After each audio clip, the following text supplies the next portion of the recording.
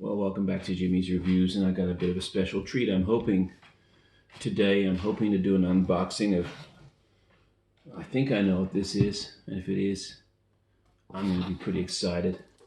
Before I get to that, I anticipate what I've got here is the 60th anniversary edition of none other than the great John Coltrane's album, Giant Steps, the 1960 classic, Train's fifth studio album released with Atlantic Records, and just one of the high watermarks of jazz.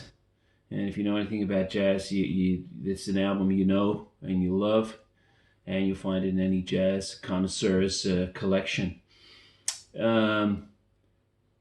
Just a few things I do want to share with you today is my Train collection. I've been a big Train fan, or the John Coltrane fan, for many years. I remember I picked up his first album. The first album I picked up of his was, well, it's all going to collapse here if I'm not careful, Is a Love Supreme. I would have picked that up probably in the 1990s when I started listening to jazz, the late 90s. I picked that up alongside of Kind of Blue, obviously the Miles Davis album, which, funnily enough, features Train on the tenor sax. This is probably my favorite jazz album of all time. I also have the vinyl edition, which is a gatefold. And it's even worth just reading about this great album. He dedicates this album to God. He wrote this album to thank God for basically freeing him from his drug habit. You can hear more about that if you watch the tremendous Netflix documentary called Chasing Train. Train turned his life around after being kicked out of Miles Davis's band for his drug habit. He managed to get himself clean, going cold turkey upstairs in his house. I think it took about 5 days. Family downstairs heard him, but he managed to free himself, and really ever since that time, and he just became a legend with his music, and he transformed jazz just significantly, influencing even rock artists such as Santana or Jimi Hendrix, etc. today. He's a much-loved jazz musician. He's far more than just a jazz musician. Many people actually see him as perhaps the first person to start experimenting with world music, because he was very influenced by Indian music, even Asian music as well, Japanese music, etc., etc. And unfortunately, he was struck down with cancer at the age of 1940. It would have been at the age of 40. It would have been really interesting to see how far he would have gone, given the changes he was already making to jazz. If you see, I've got a pretty vast Coltrane collection here. I mean, this is extraordinary. This is the classic, his classic quartet. He played with three musicians, just phenomenal. McCoy Tyner, who just passed away a few months ago, the keyboard player, phenomenal. You should listen to some of his albums as well, particularly The Real McCoy. Elvin Jones, drummer extraordinaire. And then Jimmy Garrison, the bass player. Those four, that quartet, were around for about 4 years, and the music they produced was just insane, and that's on this collection here. I also have, look, this is the Village, live at the Village Vanguard. This is a 4 CD collection. I also have, there's the Side Steps. This is some of his early stuff. I mean, look at this collection. Man, I've got a lot of Train stuff, and I've got this one as well, Fearless Leader. This is early stuff before he became well known, and another, I don't know, 5 CDs there. Interplay. Plus, I mean, I've got so many of his albums here, so many of his CDs that I've collected over the years. But if you're interested in getting into Train, I'd probably start with something like, let me go to the albums here. Whoa, I've dropped him. Dear, oh dear, I hope I didn't break. I would probably start with something like maybe Blue Train. If you want to find out a little bit about Train.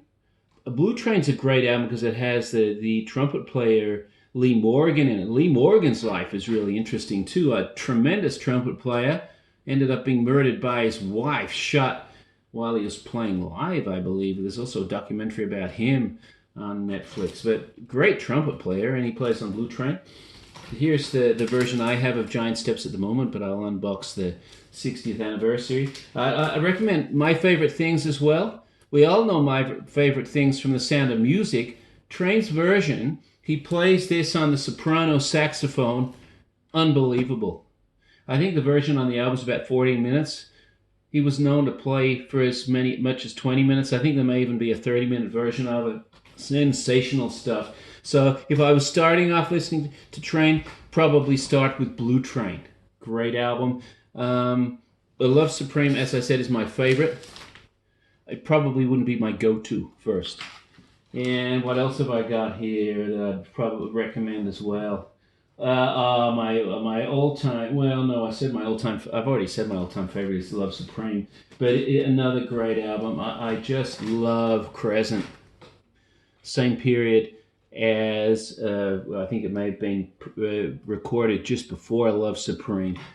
Crescent, just phenomenal. I don't have it on vinyl yet. I'd really love to get it on vinyl, but you must look at my CDs. I mean, look at all these CDs I have of Train and think I've spent an absolute fortune. I mean, that's just the half of them. I've also got some more as well. But in actual fact, CDs are cheap now. If you go on eBay, you can get a lot of them pretty cheap. I would never pay full price for a CD anymore. I guess most people just stream it now, but I like to have the actual thing. But let's get to the if you want to read about Train as well, man, I've just started this one. Highly recommended. I've only read a little bit, so I can't recommend it, but it has been highly recommended. Here is a book, The Love Supreme, which is just on the album A Love Supreme, and how he came to make what is considered one of the greatest albums of all time. I think it's generally put as number 2 after A Kind of Blue, but for me it's my favorite. This is another great book, Ascension, which is more looking at how Coltrane started getting into the avant-garde stuff. Some of his later stuff's pretty out there. Some of it I don't get. I'm not a muso. I just appreciate good music. And this one as well. That was the first one I read of Train. So I've read a lot of Train. I really like John Coltrane. I find him a really interesting figure. And unlike a lot of jazz musicians, no one had a bad word to say about Train. They all loved him. Everybody loved him. Even when he was hitting the drugs, I think it was probably mid-50s, everybody loved him. He was just a really nice guy. Very kind. Probably a little bit like maybe Thelonious Monk was pretty nice too. But let me open this one up. I anticipate this is the 60th anniversary. I had this sent from the U.S. I would have bought it from JB Hi-Fi, but I got it from the U.S. With a bonus 7-inch, which apparently they couldn't ship at the same time, so it won't be in here, for about 55 Australian dollars. You know what they were going to charge me from JB Hi-Fi? $105.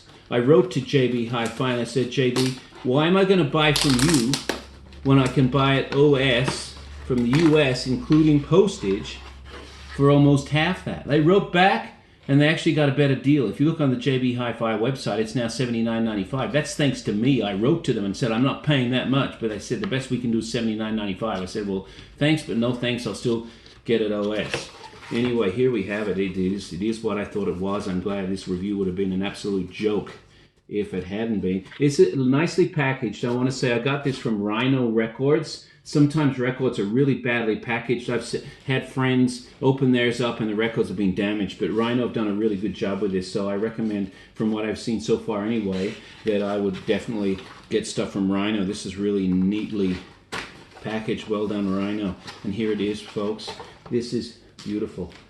This is a Giant Steps. I'm going to put a link up to the song Giant Steps.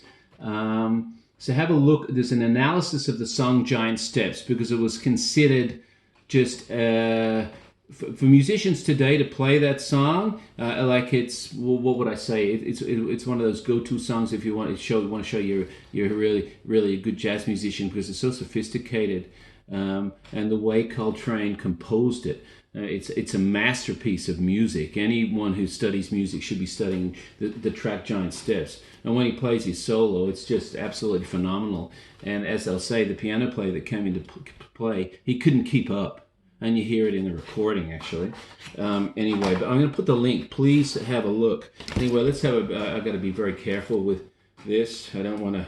Well, in fact, I'm going to be very careful with this. I don't want to damage it with these glasses on. I might just. Here we go. There we go. Just take the plastic off, and I'm sure half of you probably left now because you're not Train fans, but for those of you that are still with me, have a look, because what they've tried to do with this vinyl edition is to have the exact replica of the original that came out. So the record cover, the liner notes are all just as they were when this was released in 1960.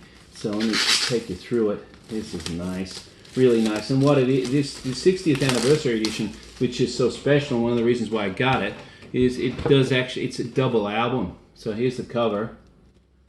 All right, it's a great image. The jazz album covers, I don't think anyone beats them. And this is a double album because it has outtakes or alternate takes of some of the songs. So here we go. Here we go. Both the records, nice. Yes, there's some printing over there as well. That's the Atlantic record symbol, and I believe there might even be some. Let's have a look in here. Let's get this. I mean, this is why I love getting vinyl records. You know, okay, there's like a poster there. That's nice. And then inside here, this is like information about the actual making of the record. I'm hoping it might have some photos too. Oh, there's a great photo of Train. Gotta love the guy, man. I love this guy. I really love his music. There's a nice one. There's such an interesting man too. Really gentle man. Apparently he liked his lollies too much and pretty bad teeth. Tended to put on a bit of weight because he ate sweets all the time. And one thing about Coltrane, for you musos out there, you want to be a good muso, Coltrane did not stand out. At the age of about 18, he was nothing special. But he never let go of his saxophone. They say he even slept with it. He was playing with the thing all the time, so that he just got phenomenally good at it. And not only good at it, he became arguably the best sax player in the world, at least tenor saxophone player. So I think that's all I've got to say about it. But look, for many of you, you're not really interested in Train. I understand that. But if you thought about maybe getting into some jazz music, I highly recommend listening to him. Put on Giant Steps this afternoon. Put it on. Listen to the title track. And the other one, Cousin Mary, track 2. It's actually the ringtone of my phone. It's Cousin Mary. I love Cousin Mary. It's actually about his cousin, who he was very, very close to. And I think she just died. Is she dead, or she was? I don't know. And then there's a song to his daughter I love, and some to his wife, Naima. It's again, I keep saying it, but considered one of the great jazz tracks, Naima. It's just a beautiful. And the final track on the album, Mr. PC, really upbeat, bluesy kind of. Well, he's a bluesy artist, but it's Mr. PC for Mr. Paul Chambers, who plays bass on this album. It's a cracker of a song. I love that song. The whole album is just out of this world. So for those of you that have stuck by, thanks. Get into Train. If you want to find out about the man as well, watch Chasing Train, Netflix. Great stuff. Anyway, thanks for tuning in to Jimmy's Reviews. It was an unexpected review today. I didn't expect this to come in, just like yesterday's. Anyway, take care. Bye now.